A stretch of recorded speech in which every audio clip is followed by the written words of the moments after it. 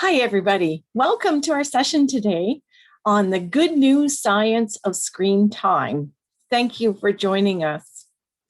My name is Judy Arnall. I'm a certified family life educator and an education consultant. And I'm a bit of an idealist. I read the research. I go to conferences on updates. I know what the medical and psychological recommendations are on screen time, but I'm also a realist.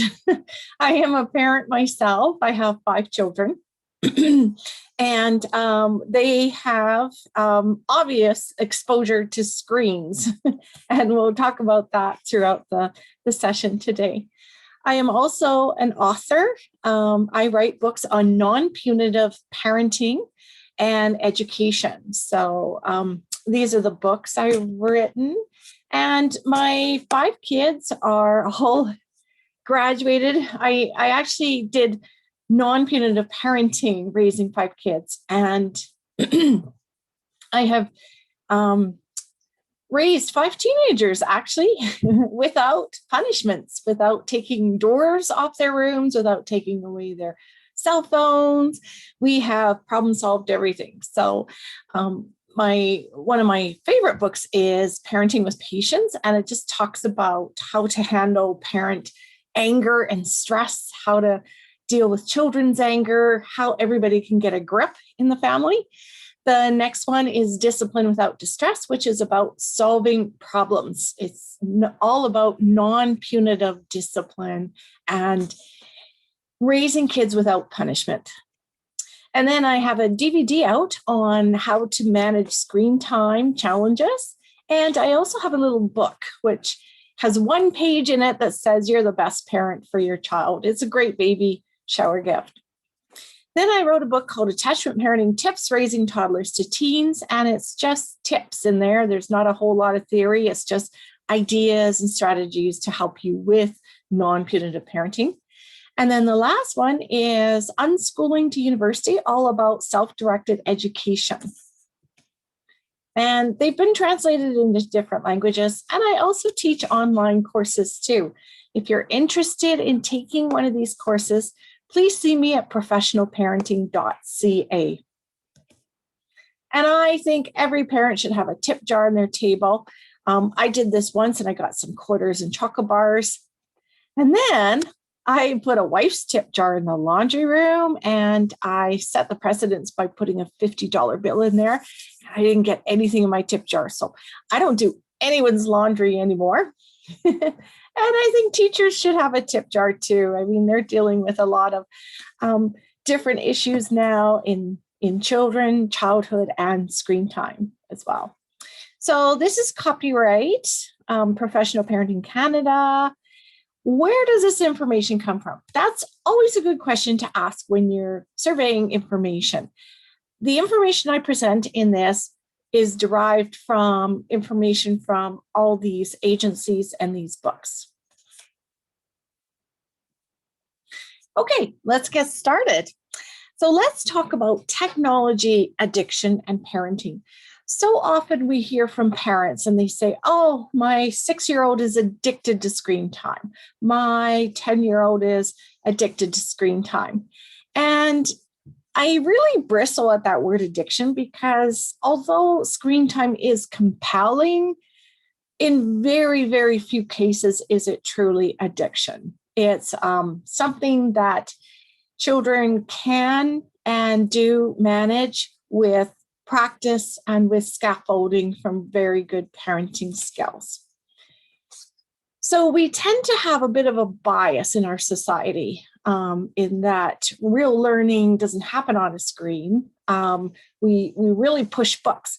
And an example of this is if your child gets a book and walks over to a tree and reads a book all afternoon, we would not say, put that book down and get out and play, get some exercise. We probably wouldn't, but we would say that if our child was on a screen all afternoon. So there's a bit of bias in there.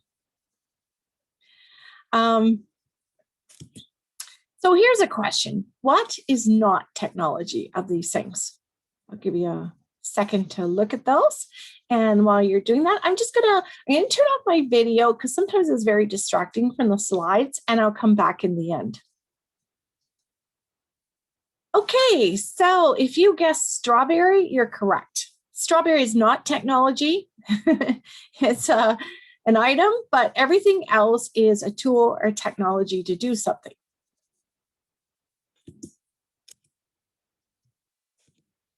So what is screen time? Screen time is really anything with a screen that's electronic. So it can be all these things.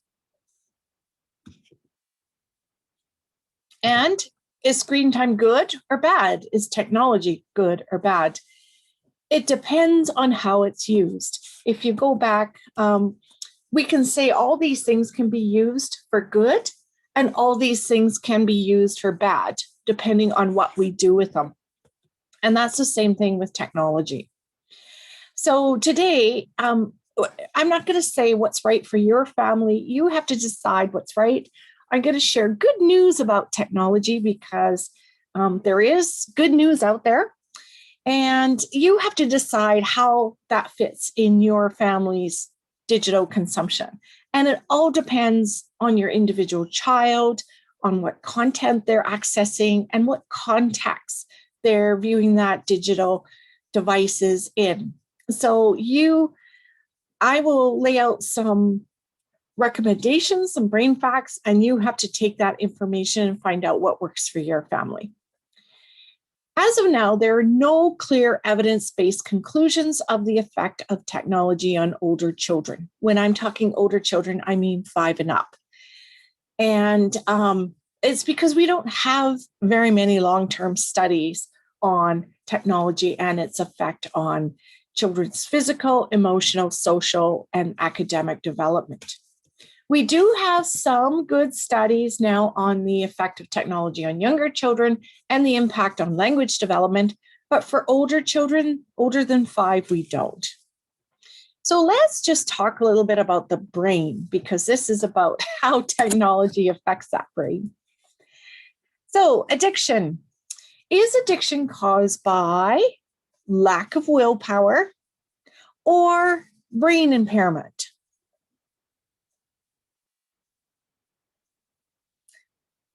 Okay, addiction is caused by brain impairment. Willpower has very little to do with ongoing addictions. Brain impairment has a lot to do with it. So when we talk about technology and we say, is it addiction? There is not enough rigorous research out there. We don't know if this is a cultural shift that's happened in the last 30 years, or it's just a developmental stage of childhood, or other things. So it has not been included in the DSM-5, which is the Bible of psychological and psychiatric challenges. What we do know is, in light of not having enough research, we want to err on the side of caution. We know that screen time is closest in nature to gambling. And we also know that you can't go wrong if you have moderation and balance in your life, in us as adults, in us as parents, and in our children as well. Moderation is the best. Remember that society worried when books replaced conversation in the 1800s, when TV replaced books in the 1950s, when gaming replaced books and conversation in 1980s and 90s. But you know what? We still have conversations. Humans are social creatures. We still crave other people in person, not over a screen. And we know from the last year and the challenges we faced in that last year that this is more true than ever before. Nothing can replace hugs, touch, and face-to-face interactions. We also know genes are hereditary. So when children are born, they inherit their family genes from their parents. Addiction is a gene, and genes are nature's blueprints. So if you look at a house and equate it to the building of a brain, all the good things we do in pregnancy, eating well, getting rest, low stress, builds a healthy foundation for a house. And then when the baby is born, we build the walls and then the wiring and the plumbing. And within those walls, we build genes. And that is good parenting, is scaffolding, providing nurturing and warmth and structure to a child's life.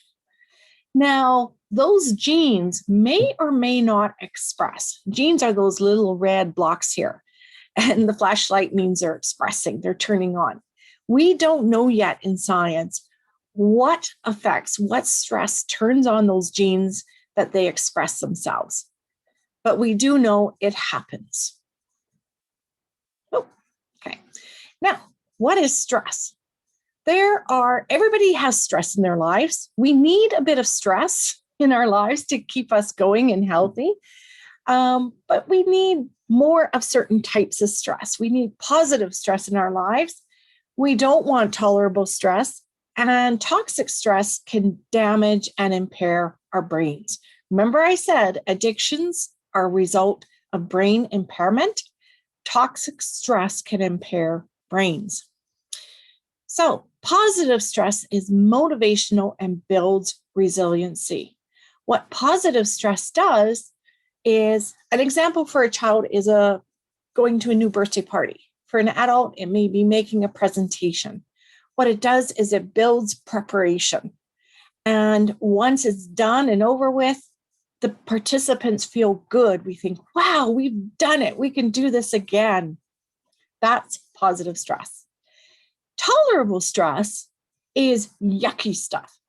But the good part of that is it subsides, it's not ongoing, and it's buffered by caring people and support systems. So toxic stress is nasty stuff again, but it's prolonged, it's ongoing, it's unpredictable when it's going to end, and it's not buffered by support systems or caring people. So if you take toxic stress, you could move it into tolerable stress if it ends at some point, and if they're caring people around to help that person deal with it.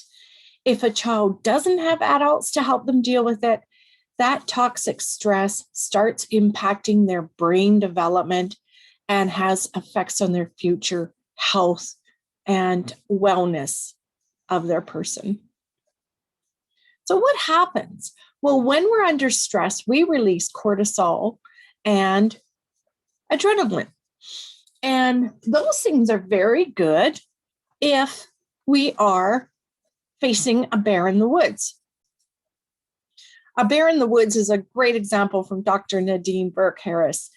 She says that when we see a bear in the woods, we need that stress. We need the adrenaline to run really fast. We need cortisol to be on high alert and get going and put our body functions on hold. So all we can concentrate on is running away from that bear. And that's an unnatural state. That is not a state we want our bodies to be in all the time. It's a temporary state, and it's good because it gets us away from the bear. But when children face adverse childhood experiences, they have elevated stress all the time because it's toxic stress. It's unpredictable. It's like the gas pedal of a car when you're passing a car on the motorway. You need to rev up that gas, but you can't do it all the time. It's good in spurts.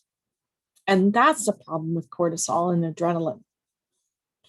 Cortisol puts the connections between the amygdala in the emotional center of the brain and the hippocampus in the emotional center on high alert, which is okay for temporary periods. It's not okay for long-term living your life in that model. So there is actually 10 addictions. What addictions is it is the body producing dopamine to calm the stress response. So for example, if we're under stress, let's say I am stressing about doing this presentation. I am so nervous. I am just worried about it. And to calm that stress, I spot a chocolate cake in the kitchen. I am going to go and help myself to a piece of that chocolate cake. And the lovely flavors and tastes of the chocolate cake are going to stimulate my dopamine in my brain, which is going to cause my stress to reduce. I'm going to feel good. I'm going to think, oh, maybe I can do that presentation as I'm eating that chocolate cake. That's okay if I just stop at the chocolate cake. If I do that all the time, then I start developing a food addiction. And we use different kinds of dopamine producers to calm that stress response. Substance addictions are these, process addictions are these. And as you can see, screen time may fall into that process addiction. So what's the antidote to this? The antidote is you want your children to have more dopamine inducers to calm their stress response that do not involve substance or process addictions. One of those is talking to another person or getting a hug or being with somebody who can calm you down. Those are healthy responses. Getting on exercise, getting on a treadmill and running in response to the stress we feel. I have 70 ways to calm down on my website at judyarnall.com. Look for those 70 calm down ways instead of going to these addictions to calm the stress response. So adverse childhood experiences are, these are the parenting no-no list. There's 10 of them here. And it doesn't matter if you're an attachment parent, a free-range parent, a authoritarian, authoritative, permissive parent. None of those things matter at all. None. What matters is this list of 10 parenting no-nos. Now, let's frame this. 70% of people grow up with one of these parenting no-nos happening, and they are fine. It has no effect on their brain development. Fine. For example, maybe their parents get divorced. So that can happen. That's okay if that's just the only thing that happens. But if you combine parental divorce or separation with emotional abuse, maybe witnessing untreated mental illness, now that child has 3 ACEs, 3 adverse childhood experiences. And that starts putting their brain development at risk, and it could increase their risk of addictions. So 1 ACE is okay. 2 ACEs is okay, kind of. 3 ACEs starts getting into impacting the brain development. And ACEs are toxic stress. Remember, it's that cortisol and adrenaline on high alert, not knowing or living in an unpredictable and chaotic environment. Now, adult support, remember, changes toxic stress to tolerable stress because adults provide support and coping strategies for that child. So when a child experiences tolerable stress, there is no impact on their brain development. Now, here's the research. In nurturing families with low ACEs, addictions are rare, and that includes screen time. So if your child grows up in a healthy and nurturing environment with very little adverse childhood experiences, no matter how much screen time they have, they're not going to develop an addiction. Pretty well general brain science right there. So the best controls are the ones that kids develop themselves, and most children will develop limits on screen time in a healthy family environment. And remember, parents matter more than screens. Children know that. Parents know that. We all know that. Science knows that. Okay, so in the next portion, let's just go through what children use at different stages and how that affects their brain development. So children develop in 4 dimensions: physical, cognitive, social, and emotional. And the last 2, social and emotional, there is good evidence that screen time can impact that if we're not careful of children not having serve and return interactions, which is basically interacting with adults in a non-screen way. So these are neurons, and babies are born with 100 billion neurons. And for the most part, they're not connected at birth. You can see that some are connected, but compared to this screen, there's not a lot of connections. So what neurons do is axons. This is the axon, and they reach out to the dendrites of a neighboring neuron cell when a child learns or experiences something. And there's a gap in between the axon terminal and the dendrite. And what happens is when the child learns something, this axon will send a neurotransmitter over that gap, which is also called a synapse, to the neighboring neural cell. And with repeated interactions, that's what happens. It forms a lot of connections. Now, the brain can't sustain all those connections, so it has to prune the ones that aren't used a lot and strengthen the ones that are used. So that by the age of 15, this is what a child's brain looks like. It's strong, it has great brain connections in the areas it needs, and the process from 15 to 25, when the brain is pretty well done developing, is the thickening of the myelin sheath. So thickening the bodies of the brain cells so that they work more efficiently in producing neurotransmitters. So children's brain develops into stages. So let's talk about this. Although the brains, most brains across the world develop in the same way, from the bottom to the top and from the back of the brain to the front of the brain. So we will go through this age by age. Okay, this kind of shows you what stages children go through and what's really happening in that brain and parts of the brain for that stage. This slide will show you the development of the prefrontal cortex, which is here, the last part of the brain to develop, and the development of executive function, which includes 4 things: focus, working memory, self-control, and decision-making. So babies and toddlers are ages 0 to 3 years. Recommended screen time for babies and toddlers. The Canadian Pediatric Society came out with their recommendations in May of 2017, and they recommend no screen time.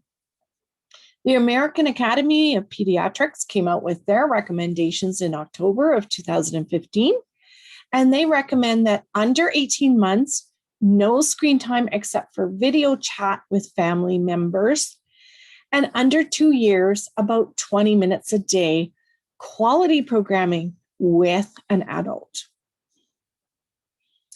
So you can see here from 0 to 3, there's very little self-control in babies and toddlers. So when you say no to screen time, and we see this a lot, parents hand over their phones so that babies and toddlers can play games and keep them busy. And then parents want their phone back and there's no self-control. The babies and toddlers get mad and throw the phone. So it's very hard to, and that's just a development issue. That's not even a discipline issue. That is what babies know. So babies and toddlers are mostly bottom brain functions, the cerebellum, the occipital lobe, which is responsible for visual eyesight, and the temporal lobe, which is learning language, but also handling feelings. So bottom brain functions here, not a lot of self-control. And at this stage, children learn how to crawl, walk, and talk. And they get better at their gross motor skills, moving, crawling, walking, talking.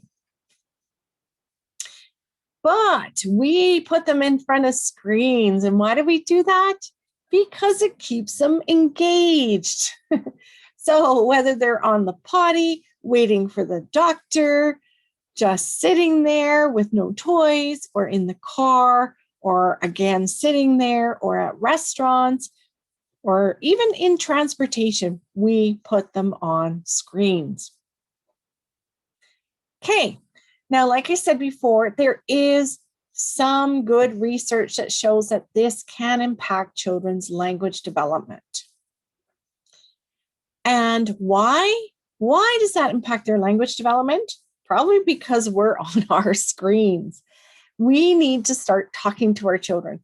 We talk, sing, and engage with them. And that is through eyesight, through eye contact, through face-to-face, looking at them. And that's what we call serve and return interactions. Why? If they do not have language development, that risks their social and emotional development. So, for example, if a child is at a play group and somebody takes their little toy away and they don't have the words to say, I want that back, what they do is they go up to the child and push them or hit them. That impacts their social and emotional development. They need language. They need to learn words. They need to learn that through talking with adults in order to further their growth in those areas. And we know that 1 in 4 children in many studies are very much lacking in those areas of language development.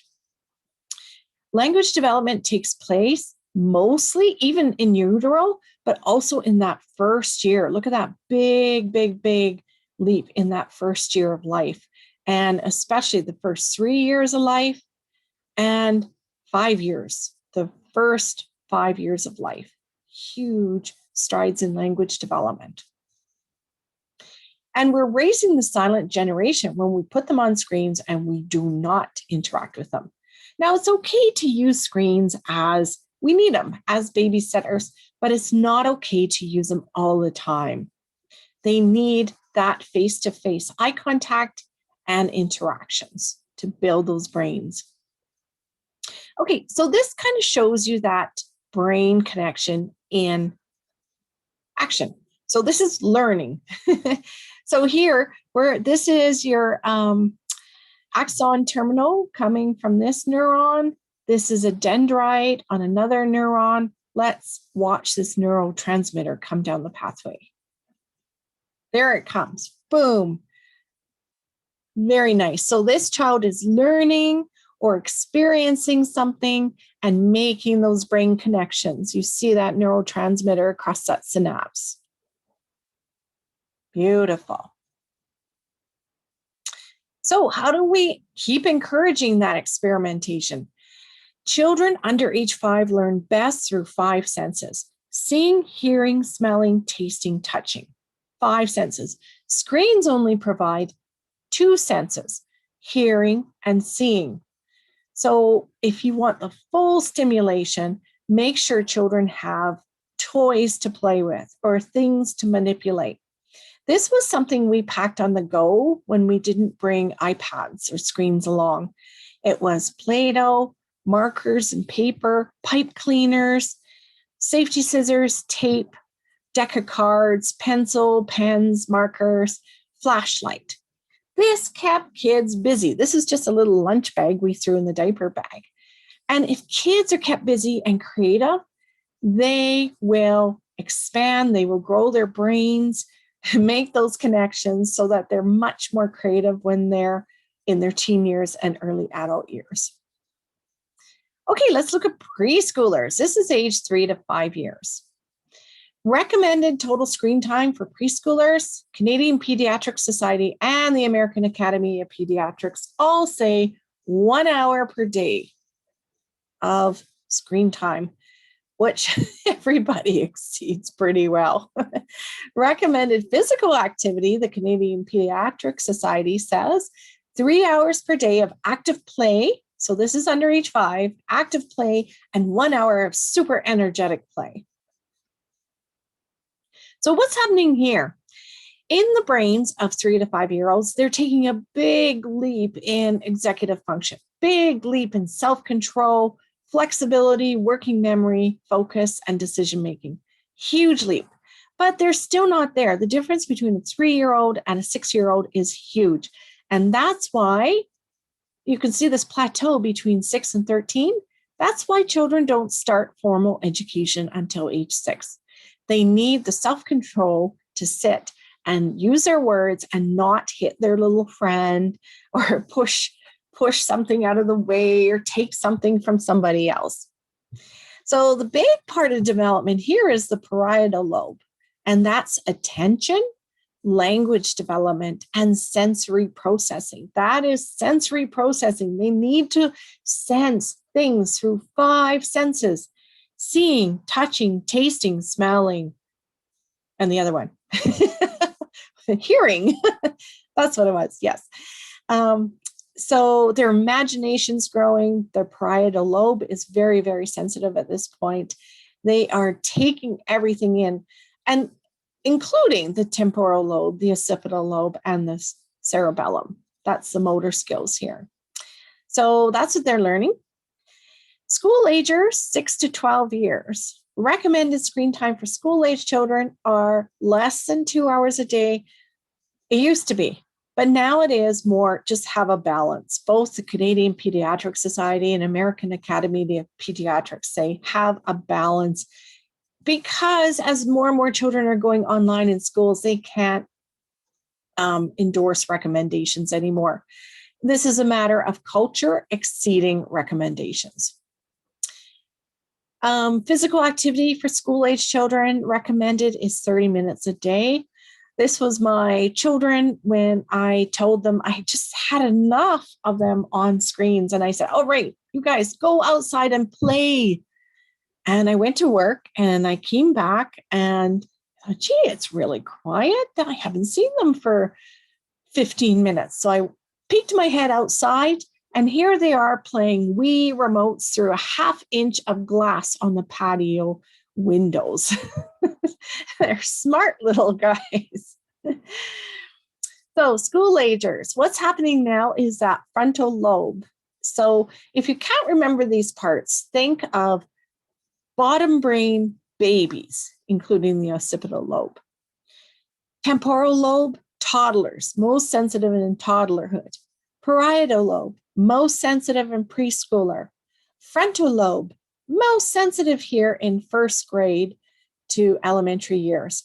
And then prefrontal cortex, think P for puberty. So here, they're concrete operational. They learn about things that are tangible, concrete in their life. And this is where they start to understand consequences, higher order thinking skills, planning, problem solving, thinking about consequences. If I do this, and this will happen, coordinating movement, personality, and emotional processing. So here is where they learn how to read, write, and do basic math, whether they're instructed or through self-directed education. They can understand a lot. So this is a 6 to 13-year-old right here. They're learning in leaps. But we may look at our North American math scores and wonder why they're losing traction in the last few years. And it's because children need to feel and touch math. They can't just learn it abstractly through 2-dimensional screens. They need to experience math in everyday life. And what's that? That is things like cooking, baking, playing board games, understanding math concepts like this. This is x squared plus 4x plus 3. But they can see it in everyday life, not just figures or numbers on a piece of paper. So what do school-agers use? Oh, I don't have that here, what they use. Okay. Anyway, safety tips for school-agers. So when they're early school-agers, they're learning to read 6 to 9 years. As much as possible, kind of see what they're up to. And if it makes you feel good, use internet filtering tools. Later, when they're tweens from age 10 to 12, try and do a lot more teaching about good digital citizenship. If you can, try and avoid cell phones until teen years, if you can, just because with cell phones and internet comes that whole piece of social media, which can affect their growing self-esteem. How do you limit screen time without screen time in school-age children? Best way is to set limits with the kids, not at the kids. So have family rules. Try not to punish, problem solve instead. Say, what are ways we're going to work out this issue? Because this issue is a problem for us. It's and our needs matter too. Make sure that you have times that you put down your devices. So model, balance, plan ahead and negotiate. Don't put an hour and a half Disney movie on when you have to get out the door in half an hour, because you know you're going to have pushback. You can use a ticket system or a schedule for children to sign up and mitigate screen time. Have a family conference when you're doing problem solving. Routines are great. When we had kids on screens, we did all the things we had to do during the day, and screen time was a filler time. And if you really want to get kids off, invite them to do things with you or have something special planned. So it's a lot easier to say to the kids, okay, you got 10 minutes left, wrap it up. And then at 3 o'clock, we're going to go out to the playground. So always, or we're going to have snack time. So invite them to something that's a lot more special. And be sure you have a lot of physical play items in the house. Here's a great idea for contracts. I have one here at professionalparenting.ca. It's a non-punitive family contract. So it outlines what you're going to do, what they do, what you agree to, what they agree to, and it's builds relationships. It's a good thing to do. Oh, here we go. Here's an example of it. And remember, social media is part of life. We all play a role in social media, and we also need to know certain parameters for our children and for us to practice as well what goes on social media. I find sometimes parents my age are worse than my children's age and what their friends do, because we just assume that we can post things and no one's going to see it, but it happens. Make sure you schedule breaks from screens. And that's part of the contract too, is having tech-free times, tech-free zones, tech-free times.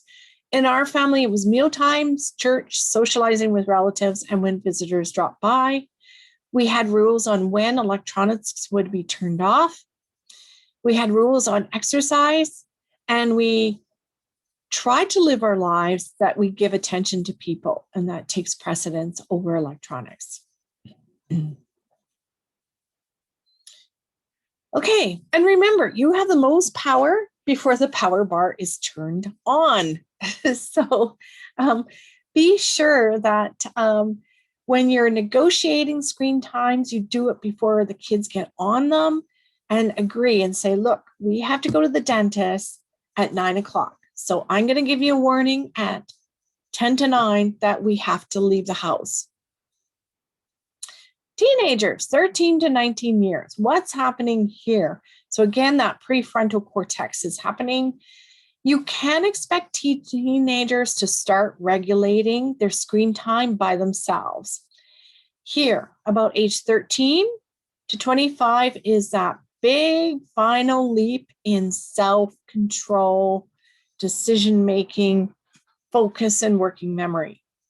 So by that age, you can start to expect that your 14-year-old, if they have chores to do, or if they have homework to do, that they will start self-regulating and saying, okay, I'll put that on hold and do this instead. But don't worry, if you have a 14-year-old and you're not there yet, don't worry. there's this final leap at age 17. So after age 17, that should happen. They reach the full adult level of self-control. That should happen. Okay, now teens here, they're going from over-controlled to uncontrolled. Teens love areas of the internet that adults do not hang around, because very often we have been a real big part of their life, part of their play, part of their social life until teenagerhood. And now they seek out environments that foster uncontrolled socialization. They love it because they can explore social and sexual roles with few consequences.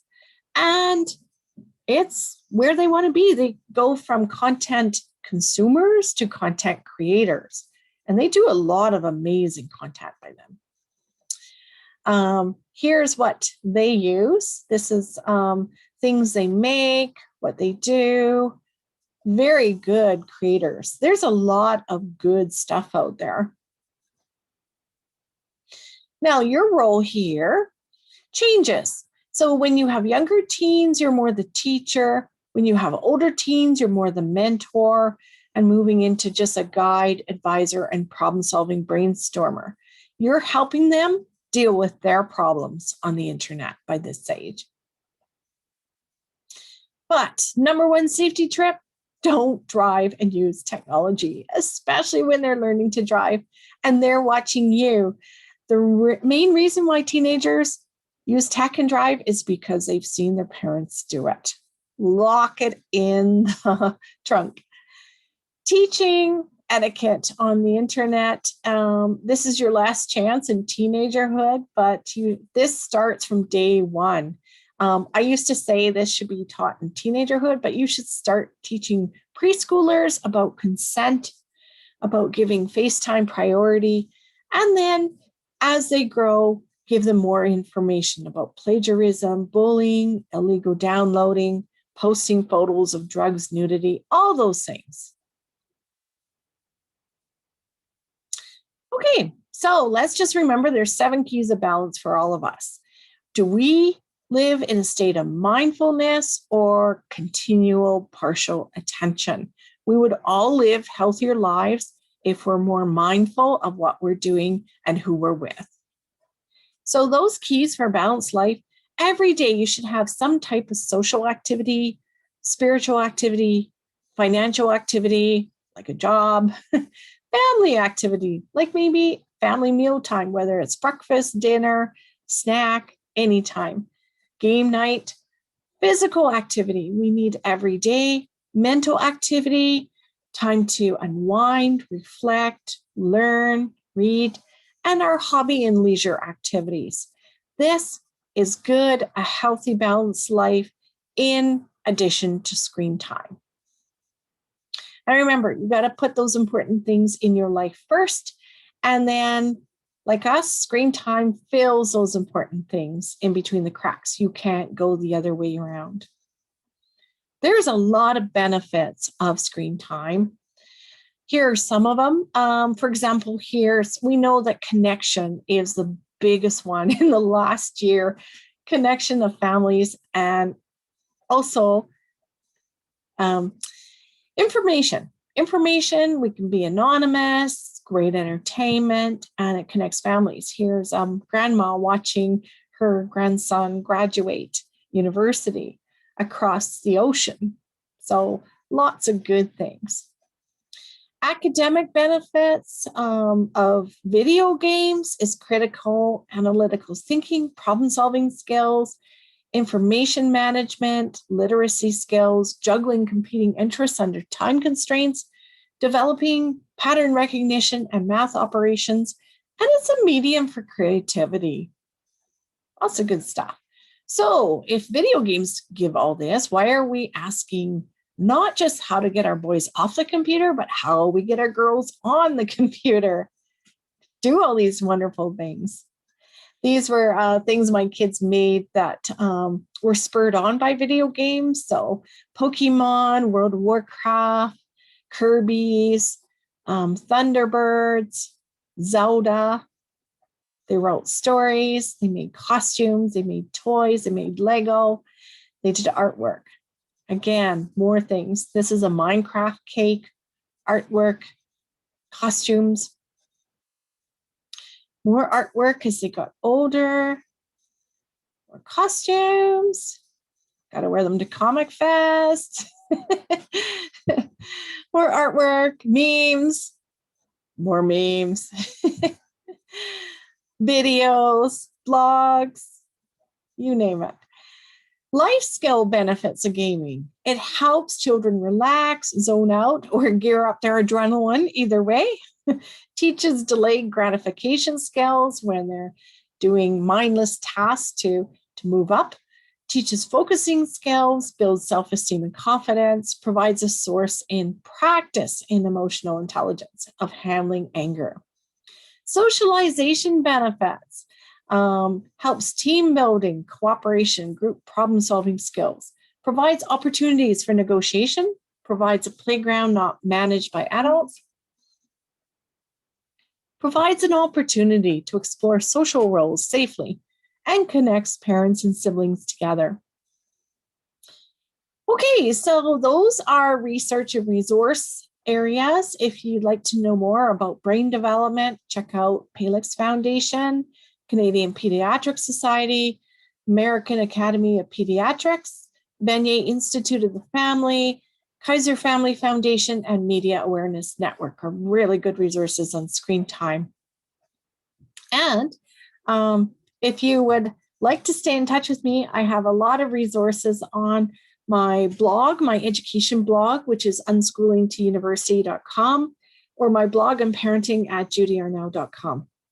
I have Facebook pages, and I'm all over the internet and places. Just come find me. So thank you for joining us today. I hope this was helpful. If you have any questions, feel free to email me. I'm at judyarnall.ca. So I would be very happy to answer your questions through there too. Okay. Thank you for joining me and have a great day.